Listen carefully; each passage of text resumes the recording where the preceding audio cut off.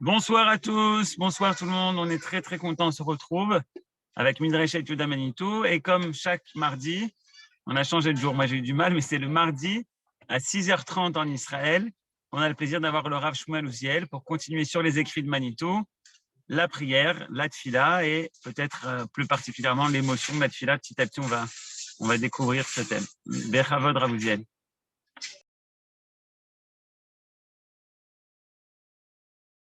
Erev Tov, pardon. Et effectivement, on va parler aujourd'hui de l'émotion fondamentale de la prière, c'est-à-dire ce que Manitou va essayer de nous définir à travers l'expression talmudique de Koved Rosh. Qu'est-ce que ça veut dire, Koved Rosh? Aujourd'hui, on va faire peut-être même un petit détour dans lequel, peut-être même avec une connotation un peu politique, c'est ce qui est toujours intéressant parce que maintenant que les élections sont terminées, on peut se permettre de parler de politique puisque ça a à peu près autant d'influence que les élections elles-mêmes. Donc, qu'est-ce que nous dit Manitou? Il nous a commencé par nous dire que la Gemara recherchait dans la Bible, c'est-à-dire dans les personnages de la Bible, quelqu'un qui pourrait nous donner l'exemple d'une prière faite exactement selon les directives de la Torah. Et c'est pour cela qu'il cherchait, la Gemara cherchait donc, qu'est-ce que le Koved Rosh dans la Torah, c'est-à-dire dans le Tanakh. Et la première idée qui vient à l'esprit des Chachamim de la Gemara, c'est évidemment l'exemple de Hana. Et cet exemple de Hana, c'est effectivement un exemple fondamental puisque on utilise Hana pour tirer de l'histoire de Hana un certain nombre de directives ilchatiques de la halacha concernant la prière, et à part cela, à le jour de Rosh Hashanah, comme je l'avais dit la dernière fois, on lit la Haftara. Dans la Haftara de Rosh Hashanah, on lit effectivement le passage de la prière de Hana. Donc, ça serait vraiment l'exemple type. Mais la Gemara va repousser cette idée-là. Elle va nous dire, c'est vrai que la prière de Hana est une prière particulière, une prière qui a une valeur certaine, de cette prière, on peut apprendre effectivement un certain nombre de directives de la halacha, une jurisprudence ilchatique, mais on ne peut pas considérer que Hana priait avec Koved Rosh. Pourquoi? Parce que Hana était dans une situation d'amertume, de ressentiment. Et le ressentiment et l'amertume, ce n'est pas du Koved Rosh. Ce n'est pas la même chose. Et ce que va faire Manitou dans le texte que nous avons commencé à étudier la semaine dernière, qui était un texte parallèle à celui de 1958, dans ce texte-là, on va voir maintenant comment Manitou développe l'idée d'amertume et l'idée de ressentiment pour bien montrer qu'elle n'est pas Koved Rosh. Et après, je vais me permettre de parler plutôt plus largement de ce que c'est que l'amertume, parce que je pense qu'aujourd'hui, je ne suis pas le seul, je sais qu'il y en a d'autres qui ont écrit des essais très intéressants sur ce thème, qu'on est dans une société de l'amertume et du ressentiment aujourd'hui. Alors, je pense que c'est important d'en parler, parce que ça va nous montrer que, en fait, la Gemara nous décrit peut-être d'une certaine façon notre société. Et donc, je vais montrer, je vais mettre le texte. Voilà.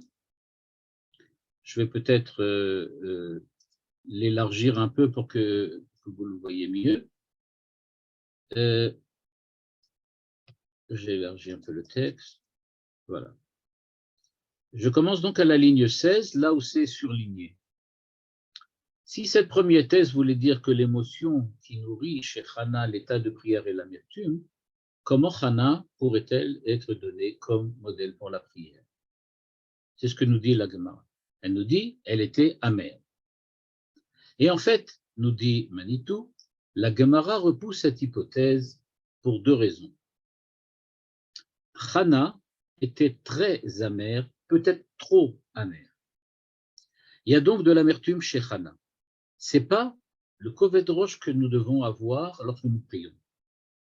Manitou continue. Faudrait-il se trouver dans une situation de désespérance absolue pour avoir le droit de demander. De quelle amertume parle-t-on quand on parle de l'amertume de Hana? L'amertume de Hana est l'amertume de quelqu'un qui est dans une situation, pas de désespoir, mais de désespérance. C'est pas qu'elle n'a pas de l'espoir, mais elle n'a plus aucune espérance. Elle n'a plus aucune espérance, c'est-à-dire qu'elle ne pense pas qu'il y a lieu d'être optimiste, qu'il y a lieu d'espérer que quelque chose va changer. L'espoir, c'est vague. L'espérance, c'est dirigé sur quelque chose de particulier. Ça se focalise sur une idée, sur un thème particulier. Elle est donc dans un état de désespérance.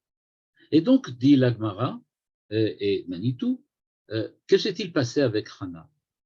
Est-ce qu'en fait, l'homme ne devrait-il pas effectivement prier de Koved Rosh, c'est-à-dire quand il est dans un état de désespérance absolue? Qui ne connaît pas toutes les histoires chassidiques ou les histoires juives que l'on raconte, surtout dans les livres pour les enfants, dans lesquels on voit le personnage principal de l'histoire arriver dans un état de désespoir, de désespérance, et à ce moment-là, il se tourne vers Dieu et commence à prier. Au fond, est-ce que c'est pas ça la vraie prière?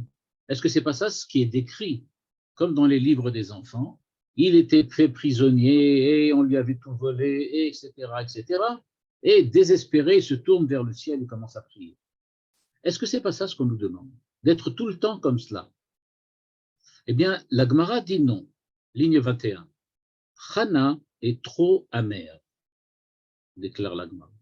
Elle est trop amère. Qu'est-ce que ça veut dire trop amère dans le cas de Hana?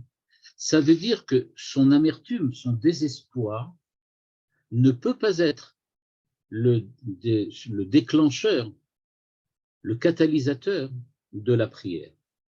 C'est vrai qu'il faut une certaine forme de désespoir pour prier, mais pas dans le sens de Hana du tout. Le désespoir doit être le désespoir ou la désespérance dirigée sur le monde naturel, le monde quotidien. Je désespère du monde quotidien, c'est-à-dire que je vois bien qu'il n'y a plus de possibilité dans le cadre, j'aurais pu dire, des lois de la nature, bien que c'est un terme qui est franchement dépassé. Donc, je ne vois plus dans le monde, dans le quotidien du monde, quelque chose qui pourrait naturellement m'apporter une solution, et donc je me tourne vers Dieu. Et donc, c'est ce que dit ici Manitou. Elle est trop amère. Ce qu'elle présente, c'est quelque chose qui est beaucoup trop profond au niveau du désespoir pour pouvoir véritablement être ce qui doit sous-tendre la prière de chacun d'entre nous. C'est pour ça que Manitou, dans la ligne 22, nous dit il faut chercher une règle plus universelle, plus générale, qui soit à la portée de chacun.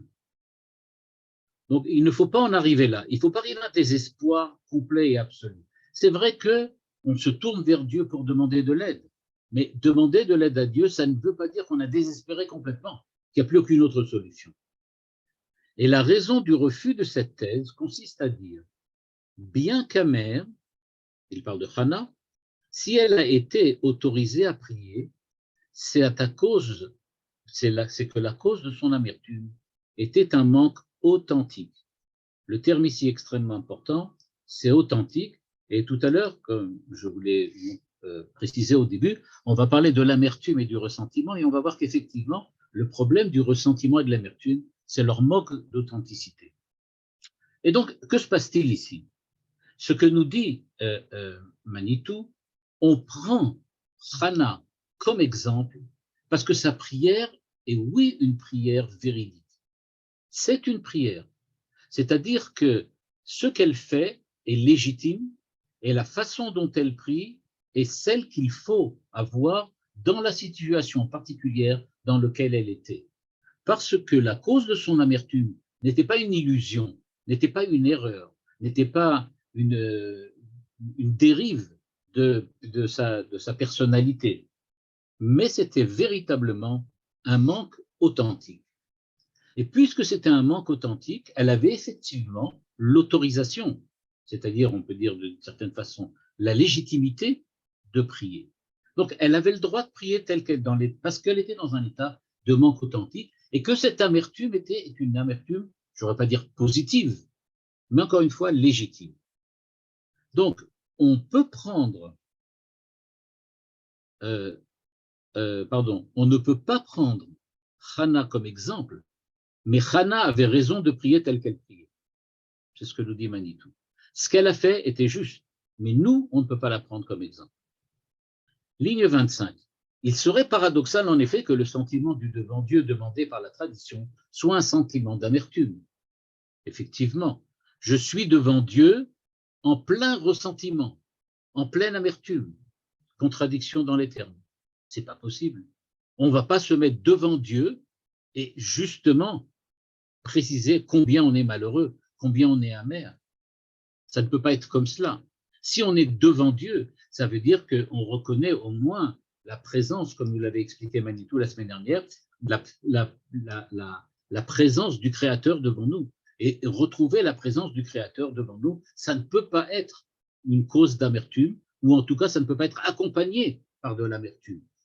Donc alors, qu'est-ce qui se passe? En réalité, nous dit Manitou, ligne 26, ce n'est pas parce qu'elle allait prier que Hannah était amère, mais c'est parce qu'elle n'avait pas d'enfant, alors que sa condition de créature de femme était de donner de la vie et d'avoir un enfant, et c'est ce qui s'établissait, et ce qui établissait son bon droit. C'est-à-dire, Hannah venait en fait dire à Dieu, pourquoi je suis amère, trop amère? Parce que tu m'as créée femme, c'est-à-dire tu m'as créée comme capable, susceptible de donner la vie, de donner un enfant, de faire un enfant, et cela, tu me l'as enlevé. Donc, tu m'as créé avec une identité féminine, mais tu ne me donnes pas les moyens, les conditions pour réaliser cette identité féminine. Et donc, elle dit à Dieu, il faut que tu te décides. Si tu m'as créé féminine, je dois pouvoir accoucher d'un enfant. Si tu ne m'as pas créé féminine, je comprends que je ne peux pas avoir d'enfant, alors pourquoi suis-je une femme? C'est-à-dire donc que ce que propose, on peut dire, Hannah à Dieu, c'est d'être logique avec lui-même. Il faut que tu sois logique. C'est ce qu'appelle Manitou un manque authentique. C'est absolument authentique. Et puisque c'est absolument authentique, c'est-à-dire qu'elle ne prie pas avec Koved Rosh, elle prie parce que sa situation existentielle est telle qu'authentiquement, elle ne peut pas se réaliser elle-même, elle ne peut pas mettre en place son identité, et en tant que telle, elle prie. Pas en tant que moi ou vous priez. Et donc, nous dit Manitou à la ligne 29, son cas ne définit pas le sentiment de prière, mais le sentiment de manque authentique. Elle était amère parce que elle avait véritablement quelque chose qui lui manquait, et puisque ça lui manquait, elle priait Dieu. En fait, nous dit Manitou, c'est une prière parmi les autres, mais ce n'est pas la prière type exemplaire que nous recherchons dans la Gemara, qui est la prière avec Koved Rosh. Si bien que la Gemara demande, si je veux savoir ce que ça veut dire Koved Rosh, donne-moi un exemple. On répond, ben, prenez Hannah, c'est un bon exemple. Il dit non, ça c'était une prière particulière, individuelle, dans une situation tout à fait légitime, mais qui n'est pas celle de tout un chacun. Il définit le sentiment d'un manque absolu qui donne la permission de demander de prier, et si l'on en encourage, on obtient. Et donc, en fait, ce qui se passe pour Hannah, c'était véritablement quelque chose de particulier à elle, à savoir qu'elle avait un manque absolu, et donc elle a le droit de prier. Elle a la permission, et c'est ce qu'elle a fait. Mais nous, on n'a pas de manque absolu. Je rappelle la phrase qu'on avait vue avant dans l'autre texte de 1958, dans lequel il dit, ou d'ailleurs Manitou va revenir dessus, on va le revoir, dans lequel il dit, si quelqu'un n'est pas dans un manque absolu, mais se présente à Dieu comme s'il n'avait rien, ben, ce n'est pas mieux qu'un mensonge, ce n'est pas mieux qu'une hypocrisie. C'est certainement pas la raison de prier. Hannah pouvait prier, parce que vraiment, il lui manquait quelque chose.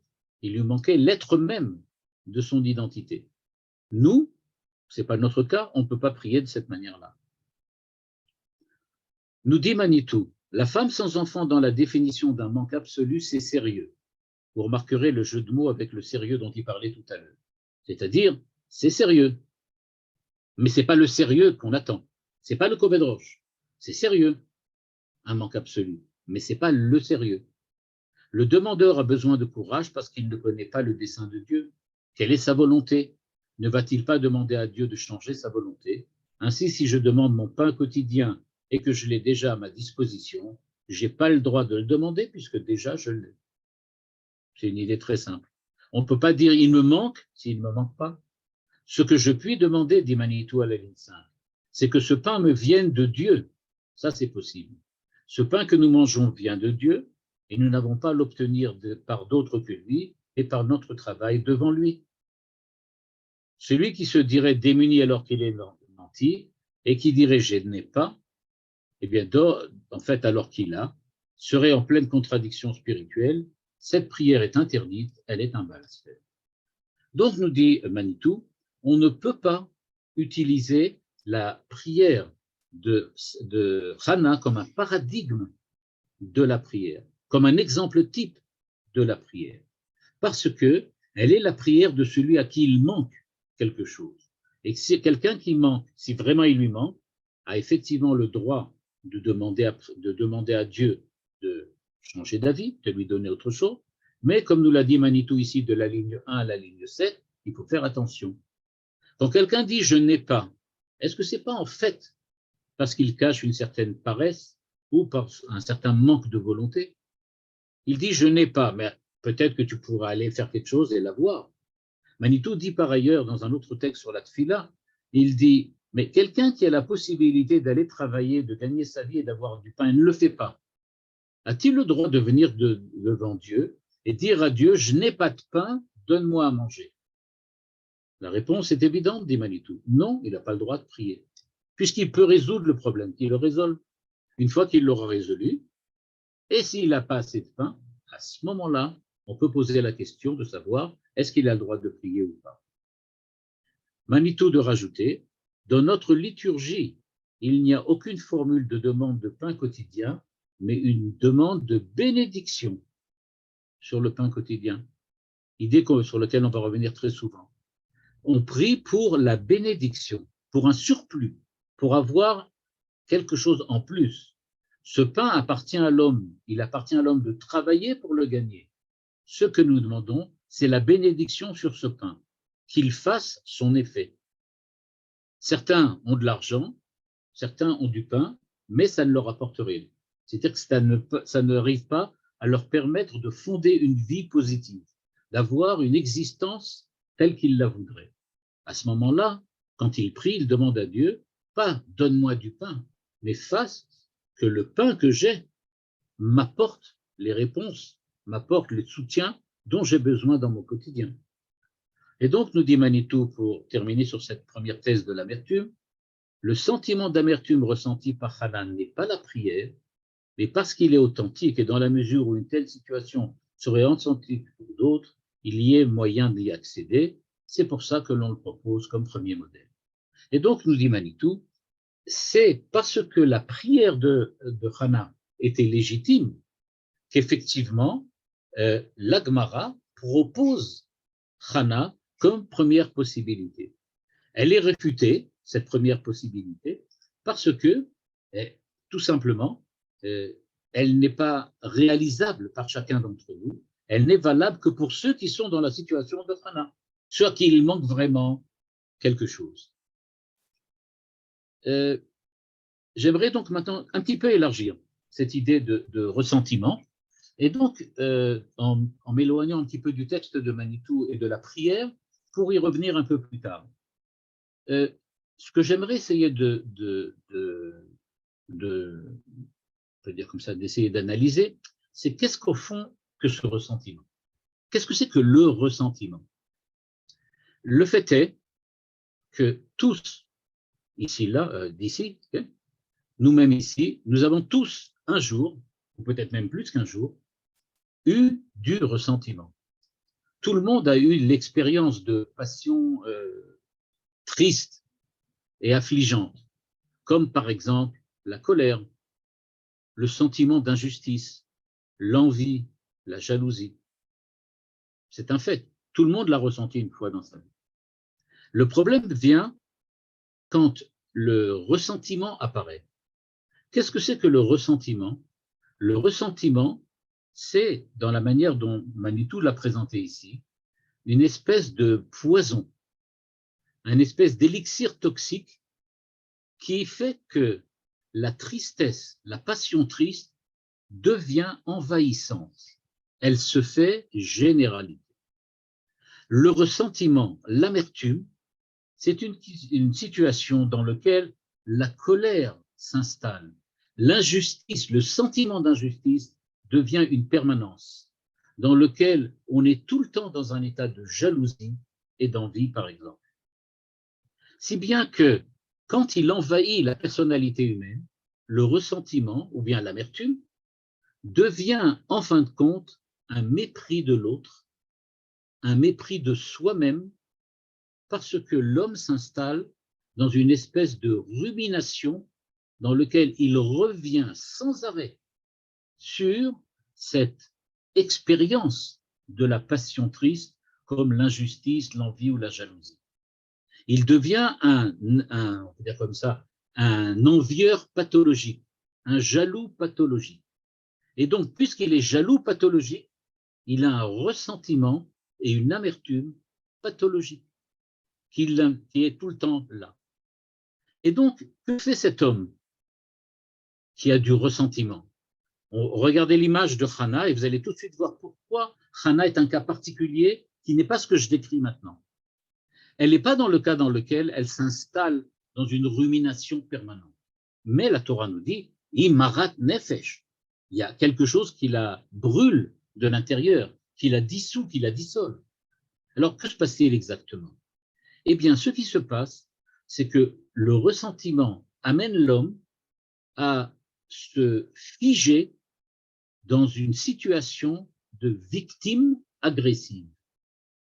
C'est-à-dire, la seule manière d'être au monde de cet homme, qui est tout le temps dans le sentiment d'injustice, tout le temps jaloux, tout le temps envieux, c'est d'une part d'affirmer qu'il est une victime permanente, mais une victime agressive. Il en veut aux autres, il a le mépris de l'autre, et au fond, derrière tout cela, il se méprise lui-même de ne pas avoir réussi à obtenir ce qu'il a vu chez les autres. Et donc, la seule façon qu'il a d'être et d'exister, c'est en tant que, d'une part, agressivité par rapport aux autres qui ont tout ce que lui n'a pas, et une posture, j'aurais pu dire, de victime permanente, parce que moi, je n'ai pas ce qu'il faut. C'est ça le ressentiment. Est-ce que chez Hannah, c'était la même chose? Eh bien, chez Hannah, il y avait, oui, quelque chose qui ressemblait à ça. Elle était effectivement dans un sentiment d'injustice en permanence. Mais c'est pas ça qui l'a rendue agressive vis-à-vis de l'autre. Elle était effectivement victime, mais c'est pas ça non plus sur lequel elle essayait d'insister. Ce qu'elle essayait d'insister, c'est comment sortir de ce cercle vicieux, comment en arriver à demander à Dieu de changer ce qu'il faut. Donc, dans ce ressentiment, on peut dire les grandes lignes du comportement de celui qui est amer, la personne amère, c'est que d'une part, il exige le respect, c'est-à-dire qu'il demande aux autres, vous devez me respecter, je suis victime, et vous devriez peut-être même essayer de résoudre le problème, que je ne sois plus une victime. Mais lui, non, il n'a pas de respect pour les autres. C'est-à-dire, puisque je ne suis pas respecté, j'ai le droit au respect, eh bien, ça m'oblige, je peux dire ça m'oblige, mais ça me permet de ne rien respecter. Tant que je n'aurai pas reçu qu'on me doit, je n'ai pas de raison de respecter les autres. Responsabilité. Hannah, elle prend les responsabilités d'aller prier, de faire un sacrifice, etc. Responsabilité de l'homme amer en général, eh bien, c'est la faute des autres. C'est pas moi qui suis responsable de ma situation. Ce sont les autres qui m'ont mis dans cet état. Donc, pas de responsabilité non plus. Et donc, alors, qu'est-ce qu'il lui reste? Il veut le respect, mais il ne le pratique pas. Quand il s'agit de responsabilité, c'est les autres, pas moi. Alors, qu'est-ce qu'il recherche en fait? Eh bien, en fait, ce que dit cet homme-là, c'est qu'il est un homme parfait. Pourquoi est-il amer? Pourquoi est-il dans le ressentiment? Parce qu'il dit, je me compare avec les autres, et puisque je ne suis pas différent des autres, il n'y a pas de raison que lui réussisse là où moi, je n'ai pas réussi. Et donc, en fait, ce qu'il fait, c'est qu'il compare. Et sa peur d'être rien du tout, d'être un échec, en fait, ça vient le pousser à vérifier qu'il est le meilleur. Et donc, il va en fait dire aux autres hommes, il dit à la société, vous ne me comprenez pas, vous ne m'appréciez pas, vous ne me donnez pas ce qui me revient, le ressentiment que j'ai vis-à-vis de vous est tout à fait objectif, il est tout à fait légitime, parce qu'en me comparant avec vous, je suis votre égal. Et puisque je suis votre égal, il n'y a pas de raison que je n'ai pas aussi, moi aussi, ce dont vous bénéficiez. Et donc, ce qui se fait, c'est qu'il est, et on va retrouver maintenant la définition de Manitou, il est quelqu'un qui se présente comme une personne qui a surtout des droits, mais vraiment pas beaucoup de devoirs. Vous vous rappelez qu'on avait vu chez Manitou. Manitou nous avait expliqué que la tfila, comme d'ailleurs dans les mitzvot, a toujours deux aspects. L'aspect du droit, j'ai droit à ça. Le devoir, si j'ai des droits, évidemment, j'ai des devoirs pour les autres. Eh bien, l'homme qui est dans l'amertume, c'est celui qui est presque exclusivement qu'au registre des droits, mais qui ne se reconnaît absolument aucun devoir. Et donc, ce qui se passe, c'est que l'homme en question se présente comme une victime en disant, en tant que victime, j'ai des droits. Mais évidemment, je n'ai pas de devoir. Alors, on ne va pas rentrer dans la politique, bien que ça c'est un document. Regardez par exemple une certaine propagande palestinienne qui est exactement dans cette espèce de ressentiment permanent vis-à-vis d'Israël, parce qu'elle dit, nous sommes des victimes, nous avons des droits, mais évidemment aucun devoir. Allez, ne nous demandez pas de faire des choses, ne nous demandez pas de faire des concessions, ne nous demandez pas de faire quelque chose envers Israël. Nous n'avons que des droits par rapport à Israël, car nous sommes des victimes. C'est ce qu'on appelle du ressentiment, de l'amertume. Et comme le dit Manitou, quand c'est légitime, tu peux prier, sinon, ça ne veut absolument rien dire. La deuxième étape du ressentiment, c'est quand le ressentiment s'enracine et que ça devient une véritable souffrance.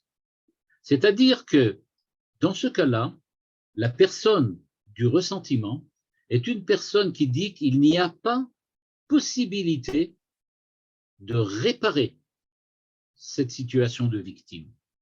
En fait, il est une victime permanente et une victime qui ne pourra jamais être autre chose qu'une victime.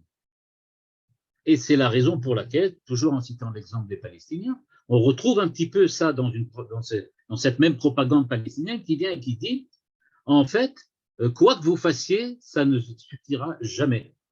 Ça ne pourra jamais suffire. Il vous manquera toujours quelque chose. C'est pas possible de résoudre le problème. Vous avez qu'à disparaître du monde, vous avez qu'à partir, vous avez qu'à vous évaporer. Et à ce moment-là, peut-être ça pourra résoudre notre problème. Notre problème. Donc c'est une espèce de logique du désespoir dont nous a parlé Manitou. Et donc on comprend que cette forme de pensée, cette forme de pensée de ressenti peut avoir effectivement quelque chose d'extrêmement toxique, d'être quelque chose d'extrêmement toxique. Et à la limite, sans rentrer maintenant vraiment dans les détails de ce point de vue-là, le ressentiment, ça peut être aussi une espèce on peut dire que le ressentiment peut avoir une dimension collective, et à ce moment-là, ça débouche sur une certaine forme d'antidémocratie, c'est-à-dire quelque chose qui devient franchement du domaine du terrorisme, du domaine du fascisme, etc. C'est-à-dire que le ressentiment, c'est un espèce de désespoir. Vous ne pourrez jamais rien faire, vous ne pourrez jamais résoudre, donc la seule possibilité, c'est la révolte, et la révolte, donc, sans tenir compte de ce que les autres pourraient véritablement faire. Je voudrais rappeler, parce que c'est aussi quelque chose de moderne, le ressentiment. Regardez ce qui se passe sur les réseaux sociaux aujourd'hui. Sur les réseaux sociaux aujourd'hui, vous avez toute une frange de la population qui sont ce qu'on appelle en anglais des haters, c'est-à-dire des gens haineux. En fait, ce sont des gens du ressentiment et de l'amertume. Et ce que font ces gens? Eh bien, ce sont des individus qui sont en fait, j'aurais pu dire psychologiquement, dans une situation dans laquelle ils se considèrent comme insécures, comme en danger, comme victimes. Ils sont eux-mêmes des victimes, d'après eux, et donc ils basculent dans la haine. L'essentiel, c'est qu'ils puissent donner place et lieu à une espèce de pulsion du ressentiment et de l'amertume. Leur but, c'est pas de dire qu'il y a du mal ou qu'il y a des défauts quelque part, c'est qu'ils veulent déverser de l'amertume en permanence. Et donc, ce qui se passe, c'est qu'ils sont des personnes toxiques. Qu'est-ce qu'on peut faire pour résoudre ça? Eh bien, le Manitou nous a déjà fait un remède là. Il nous a dit, en fait, quelqu'un qui a un ressentiment légitime comme Hana, effectivement, il a le droit de prier. C'est-à-dire, il peut demander à Dieu de rétablir l'ordre de la création tel qu'il devrait être aux yeux de Dieu. C'est comme si Hana disait à son créateur, tu as fait tout ce qu'il faut comme il faut, mais chez moi, tu n'as pas vraiment fait ce que toi-même tu voulais.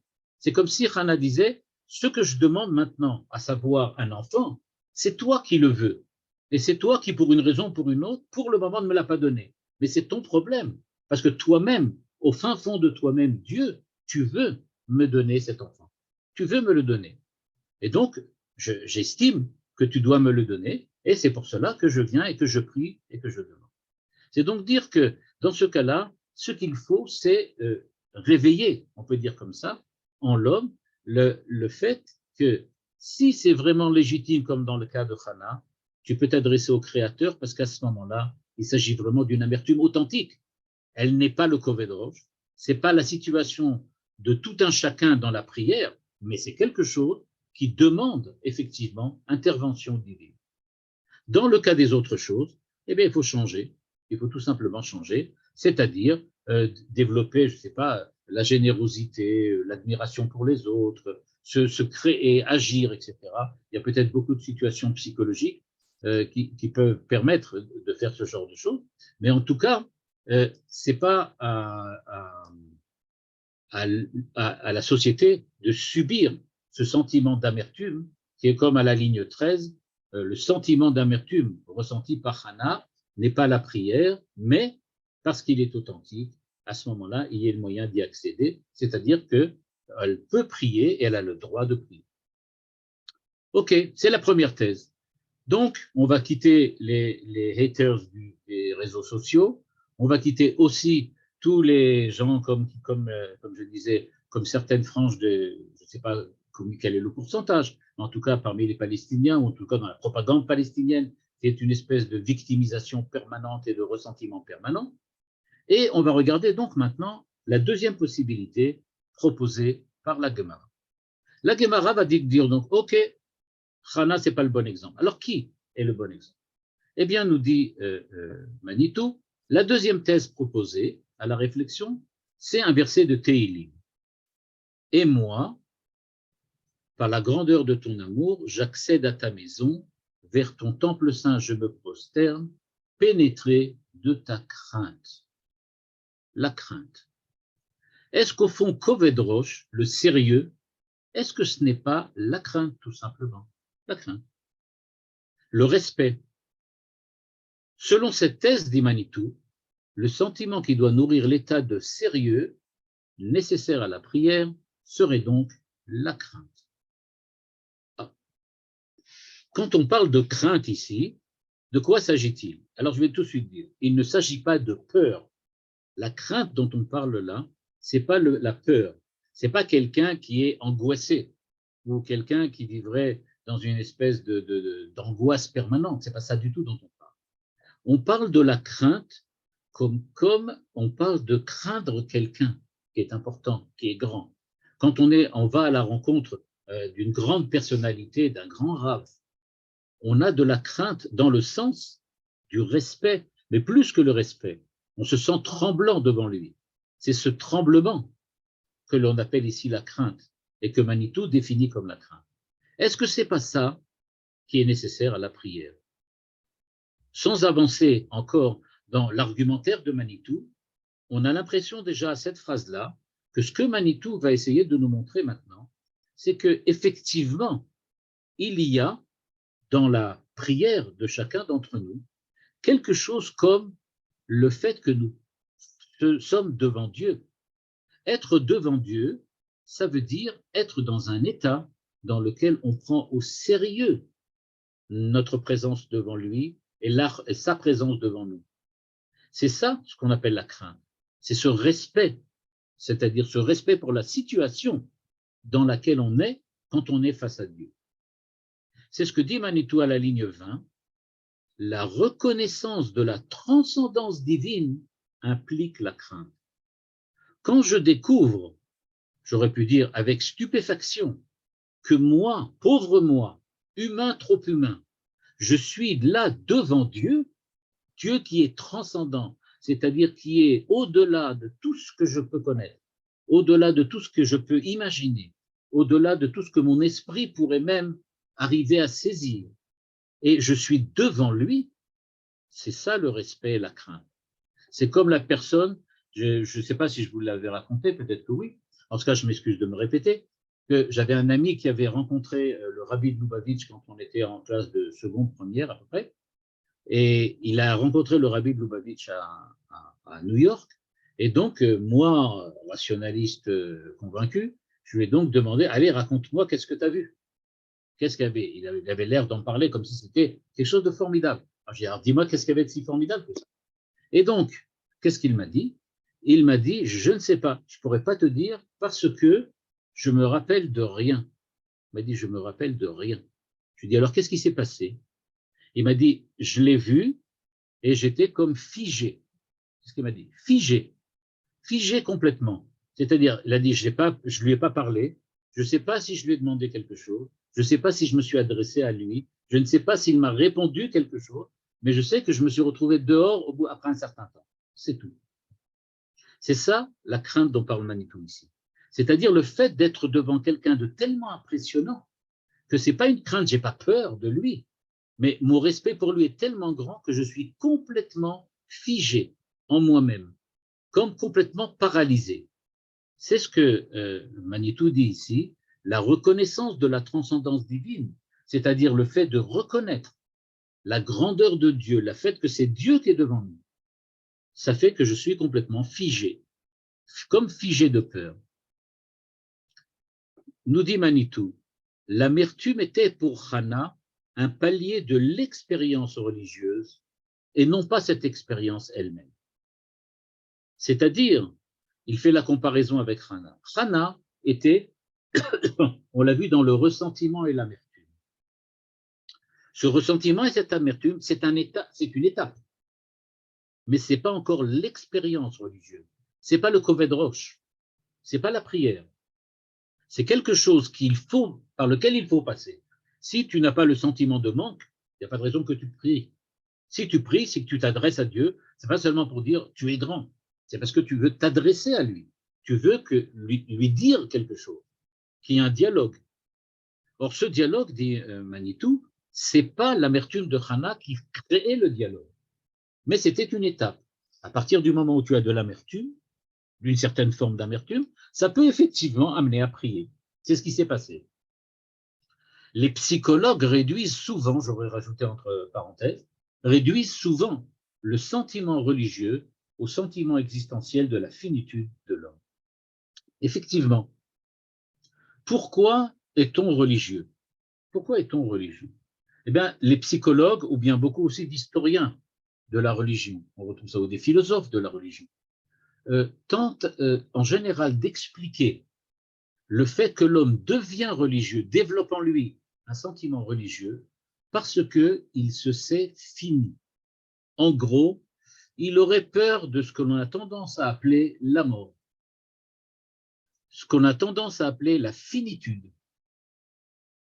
Et donc, puisque j'ai peur de mourir, j'ai peur de disparaître, j'ai peur du néant, j'ai peur de l'inconnu, tout cela fait que je cherche un point d'appui.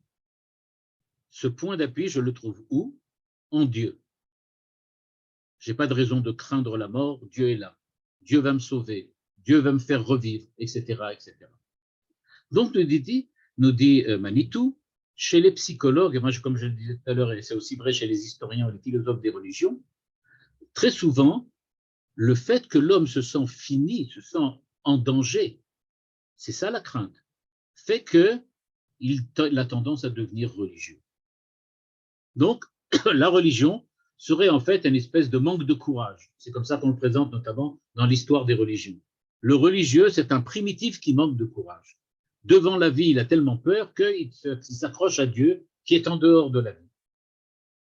Et donc, nous dit Manitou, il parle d'expérience humaine, ligne 24, de culpabilité d'être. Je me sens coupable d'exister, je ne devrais pas exister, réduisant ainsi le fait religieux à autre chose que lui-même. C'est le vider de toute substance. Donc ce sentiment de crainte, ce sentiment de respect, en fait, devant la grandeur de Dieu, est interprété comme, par ces psychologues, comme quelque chose qui est une vulnérabilité de l'homme. Je me sens vulnérable, donc j'ai besoin de... Ah, le texte a disparu, excusez-moi. Pardon. Ah, c'est Johan qui a repris le contrôle du texte et donc je ne peux plus faire passer les textes. C'est pas grave. Enfin, il faut, si Johan est là, qu'il me remette, le co-host. Et donc, Ouais. Ça y est? Non, une seconde. Vas-y.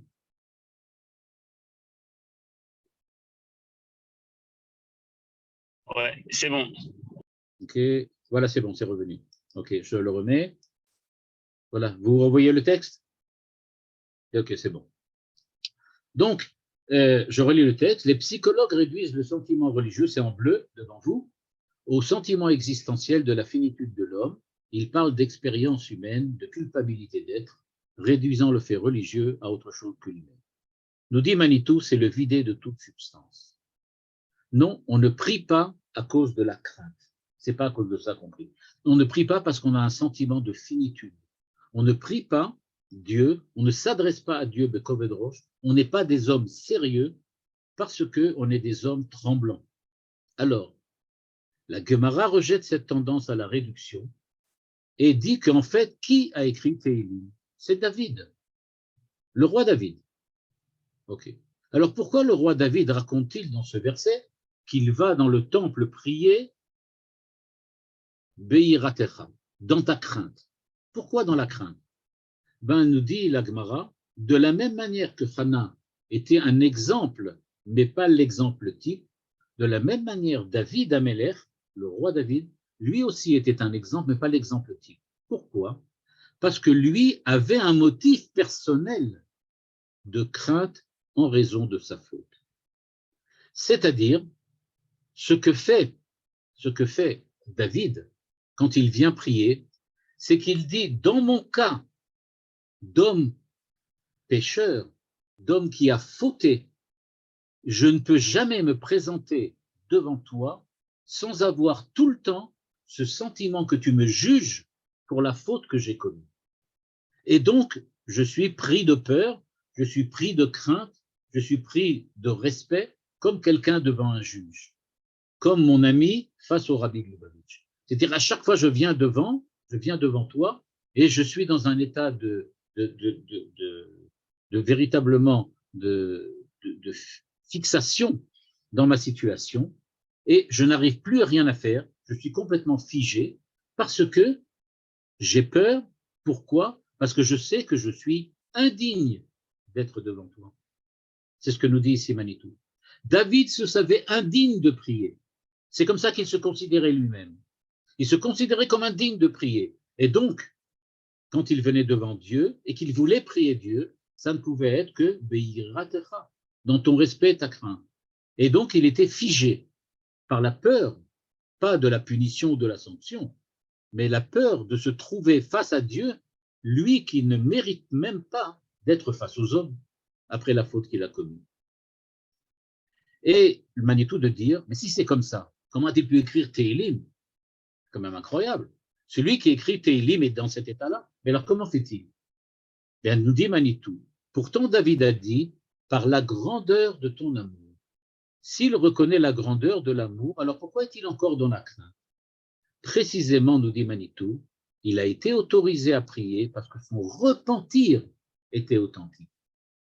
La situation de David, ce n'est pas seulement celui qui est pécheur et qui vient devant Dieu avec toute la peur, la crainte, le respect qu'il a pour le juge qui est en face de lui, mais David était celui qui s'est repenti.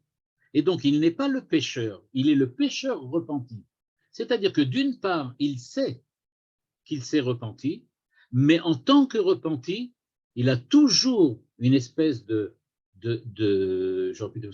pudeur face à Dieu, qui fait qu'il est dans un état de respect exagéré face à Dieu, parce qu'il dit, c'est vrai que je me suis repenti, il n'empêche que j'ai fauté. C'est justement ça ce qu'il avait.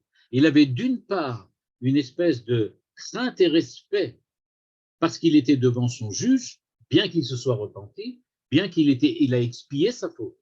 Il dit, malgré tout, j'ai commis une faute. Et donc, il était dans les deux états. Il méritait de prier, mais il ne pouvait le faire que dans un état de celui qui est repenti, le tzaddik. C'est donc en fait un tzaddik qui se repentit, qui était déjà un Baal Tshuva. Et donc, il priait de l'intérieur de ce sentiment de crainte. La Gemara reconnaît ses expériences psychologiques, mais n'y voit que des paliers qu'elle n'autorise que s'ils sont authentiques. Et donc, encore une fois, il ne s'agit pas de la véritable prière telle que la Gemara l'entend, mais il s'agit d'un autre exemple dans lequel nous découvrons qu'il est possible de prier comme Baal Tshuva, le Baal Tshuva étant toujours dans un état de yira, de crainte, de respect. Et donc, c'est ça la présence de David devant Dieu. C'était un peu différemment l'exemple aussi de Hannah devant Dieu, mais ce n'est pas l'exemple de l'homme en tant qu'homme devant Dieu. Il faut chercher donc quelqu'un d'autre, un autre exemple. L'Agmara va aborder maintenant une troisième thèse. Toujours grâce à un verset de Tehillim, elle dit, il écrit rapportez à Dieu la gloire de son nom, prosternez-vous devant Dieu dans la splendeur de la sainteté. Prosternez-vous dans la splendeur de la sainteté. Ishtachavu lifnei Hashem behadrat kodesh. C'est le terme. Alors maintenant, qu'est-ce que ça veut dire? Alors, on est passé par l'amertume de Hannah. On est aussi passé par le repentir de David. Deux possibilités de prier devant Dieu en tant que repenti, en tant que personne amère, mais amère légitime, authentique. On arrive maintenant à quelque chose de beaucoup plus, j'aurais pu dire, qui correspond beaucoup mieux à ce que nous avons tendance à appeler le religieux. C'est-à-dire, nous dit Manitou, percevoir la sainteté dans le monde. Celui qui perçoit la splendeur du monde, la beauté du monde, la beauté de la réalité, la beauté de la création, l'esthétique de la création.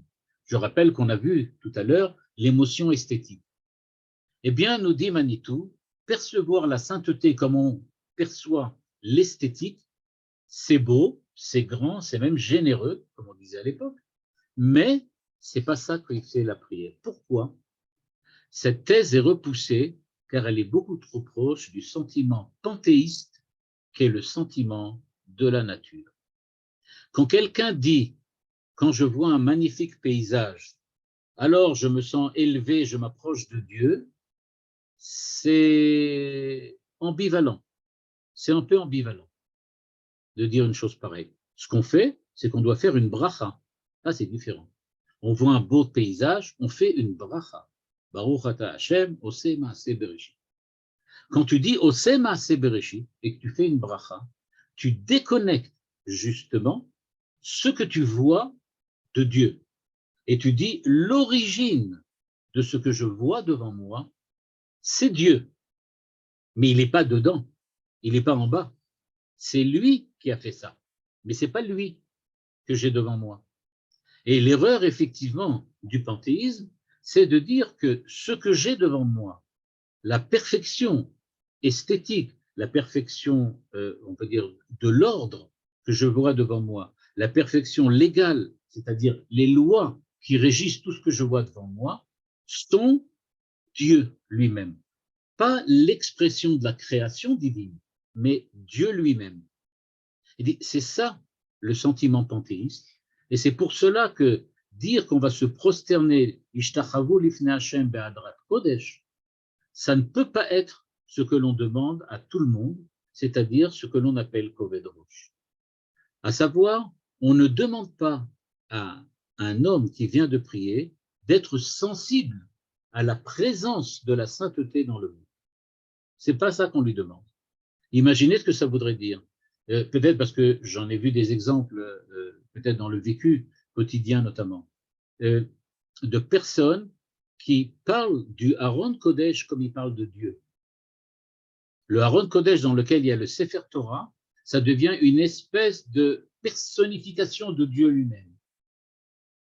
Elle dit, ça c'est un danger. C'est trop proche du panthéisme. C'est pas du panthéisme, évidemment. La personne ne me dira jamais, non, le Sefer Torah, c'est pas Dieu.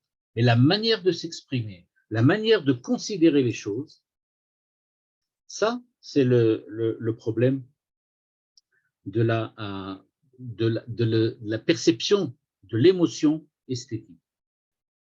Alors, qu'est-ce qu'on fait? Pas la sainteté, pas l'amertume, c'est-à-dire le fait de demander, pas le repentir, c'est-à-dire la crainte. Alors, qu'est-ce qu'on fait? Comment on fait pour prier Dieu? Pour le moment, on n'a toujours pas réussi à trouver une prière qui correspond. Aujourd'hui, on va juste regarder le début de la réponse de Manitou et on arrive à la 4e thèse proposée par la Gemara, fondée sur un autre verset des psaumes. Ivdu et Hashem besimcha, bo'u lefanav birnana. Après ça, il est écrit Ivdu et Hashem be'ira, c'est-à-dire vous allez servir Hashem dans la crainte, mais on rajoute tout de suite, mais réjouissez-vous en tremblant. Ve gilou bireada. Gilou, réjouissez-vous, bireada en tremblant. C'est-à-dire, et là on voit tout de suite que Manitou va nous dire que c'est véritablement ce que c'est ça, le Koved Rosh. Le Koved Rosh, c'est Gilou bereada. Vous allez, Ivdu et Hashem be'ira, servir Dieu dans la crainte. Ah, alors donc il avait raison, David. Non, c'est pas la crainte de David, parce que la crainte de David, elle est accompagnée de gila, de joie. Et donc, cette joie qui se rajoute, Gilou bireada, réjouissez-vous en tremblant, vient dire quelque chose de paradoxal, de contradictoire. Et c'est ce que Manitou dit ici, à la ligne 9-10. La Gemara interroge, que signifie se réjouir en tremblant? C'est vraiment contradictoire. Gilou bireada. Et elle répond, là où il y a de la joie, ben il n'y a pas seulement du plaisir, il doit aussi avoir du tremblement. Il faut savoir aussi du tremblement. Et ce qu'on verra la semaine prochaine, beaucoup plus longuement, c'est-à-dire que le Koved Rosh, c'est pas un sentiment, c'est ce que Manitou appelle un mixte, c'est-à-dire un sentiment qui soit à la fois la crainte et la joie en même temps. C'est-à-dire, je suis serviteur de Dieu, et ça, c'est peut-être ma joie la plus profonde, d'arriver à être serviteur de Dieu, mais je suis dans la crainte. Et quand je suis joyeux, c'est en tremblant. Et donc, c'est justement ce paradoxe qui va servir à Manitou pour définir ce que l'on appelle, enfin ce que la Gemara va appeler Koved Rosh, et qui va servir à Manitou d'argument pour la suite de son texte, la suite de son article, sur lequel il va nous parler effectivement du sentiment religieux comme le Koved Rosh. Être religieux, c'est Ivdu et Hashem be'ira, vegilu bere'ada. C'est ça être religieux. Et la semaine prochaine, on verra à quoi ça correspond de facto, d'abord d'un point de vue théorique et ensuite de facto.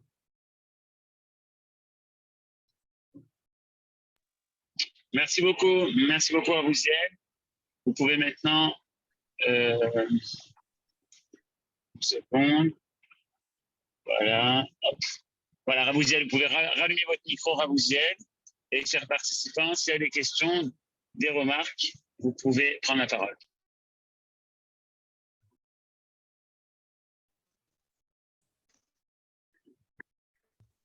Est-ce que le cas du Baal Teshuvah n'est pas le cas général pour nous tous? Aussi. C'est pour ça que vous voyez que quand Manitou parle, enfin là pour le moment, Manitou ne fait que expliciter ce qui est écrit dans le texte de la Gemara. C'est pas une invention à lui. Ce qui est peut-être son invention, c'est la manière dont il interprète. Mais c'est écrit dans la Gemara. Mais ce sur quoi insiste Manitou, c'est qu'effectivement, la Gemara dit bien, on revient à la Ira de David et du Baal Teshuvah. On va y revenir. On est tous des Baal Teshuvah, c'est sûr. On est tous des Baalei Teshuvah. Mais le fait qu'on soit des Baalei Teshuvah, ce n'est pas encore suffisant.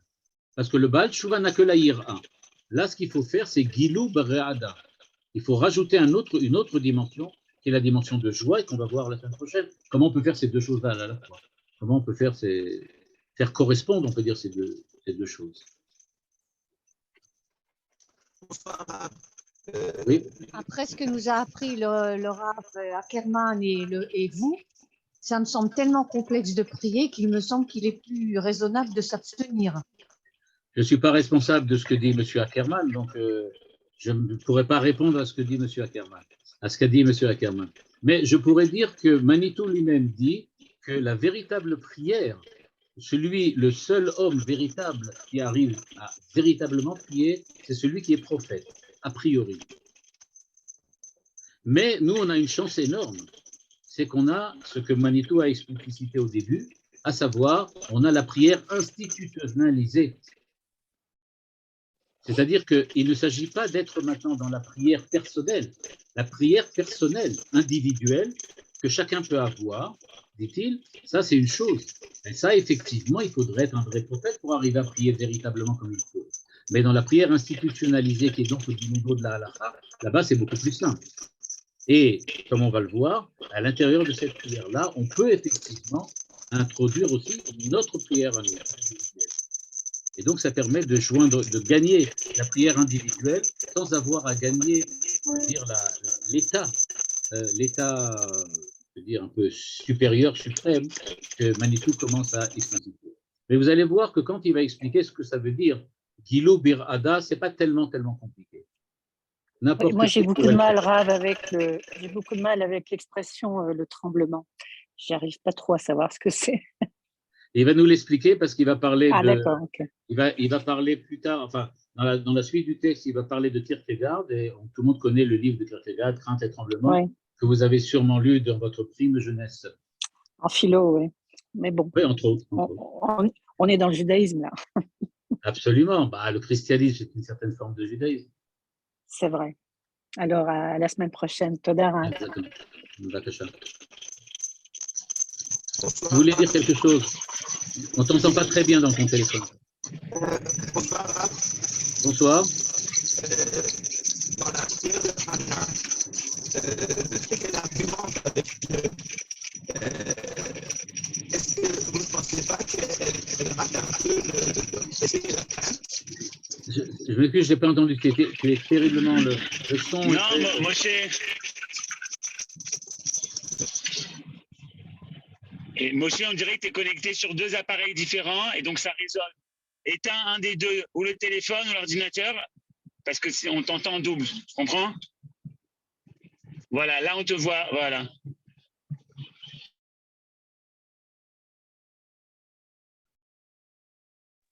Bon, en attendant qu'il se reconnecte, je ne sais pas s'il va réussir à se reconnecter. Est-ce qu'il y a une autre question? Youssef, tu es trop silencieux ce soir.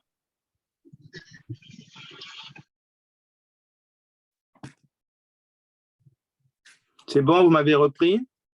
Oui, maintenant on super, entend. oui, parfait. Maintenant, on Bon, entend. donc, je disais, la prière de Hannah, le fait qu'elle argumente avec Dieu, elle rate un peu la crainte et le respect qu'on a. C'est un risque. Si on argumente avec quelqu'un… Oui, mais c'est vrai qu'il y a ce côté-là, c'est-à-dire qu'elle n'est pas figée complètement. On est bien d'accord. Elle n'est pas figée complètement. Mais elle n'est pas dans la crainte, elle est dans l'amertume. Or, on a vu que l'amertume, même si elle est légitime, comme dans le cas de Hannah, c'est-à-dire qu'elle est authentique, il n'en demeure pas moins que l'amertume, c'est l'expression d'un ressenti, d'un ressentiment. Et comme expression d'un ressentiment, elle doit s'exprimer, donc elle doit parler. Et donc, elle dit à Dieu, ça va pas, je ne suis pas content, j'ai du ressentiment, je suis amer. Donc, ça doit s'exprimer. Par contre, chez David, on pourra trouver des psukim dans lesquels il parle de je prie Dieu en silence, je m'adresse à Dieu par le silence. C'est possible. D'accord. Toda, merci.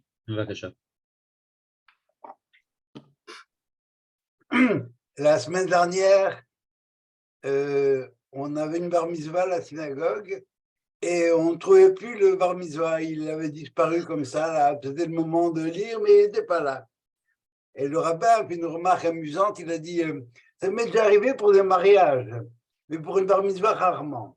En fin de compte, la crainte, je ne sais pas quel mot je peux employer, l'hésitation, la crainte peut-être, avant d'entrer dans la choupa, eh bien, ce n'est pas un peu ça ce que vous venez de décrire?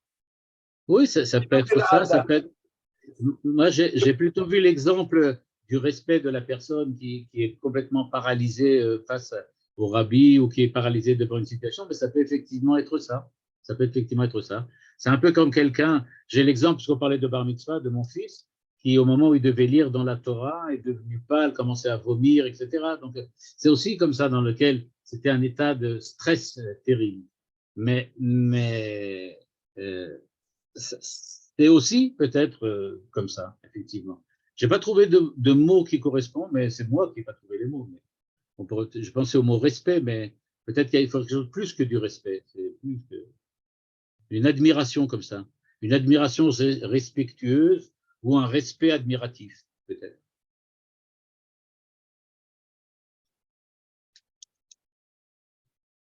Mais parce que ça implique vraiment prendre au sérieux ce qu'on va faire.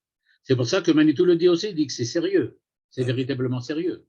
Et il insiste aussi pour dire que ce qui se passe chez Hannah aussi, c'est sérieux. Il dit quand quelqu'un a un ressentiment et une revendication, c'est sérieux. Parce qu'il se met devant Dieu et il dit à Dieu, je ne suis pas d'accord. Donc c'est aussi sérieux. Il faut qu'il sache qu'il est devant Dieu. Donc ça revient, ce sont tous des notions, ce qu'il a appelé des paliers, c'est-à-dire des niveaux à l'intérieur du sérieux. Mais ce n'est pas le Kobed Rouge, le sérieux dont la Torah parle. Merci. Bevakasha. Merci beaucoup. De rien. Shavua Tov. Et donc, Shavua Tov, on a un nouveau cours avec le Rav Elikan dans quelques minutes, dans exactement 10 minutes. Donc, on vous invite sur la Chassidoute. À tout de suite.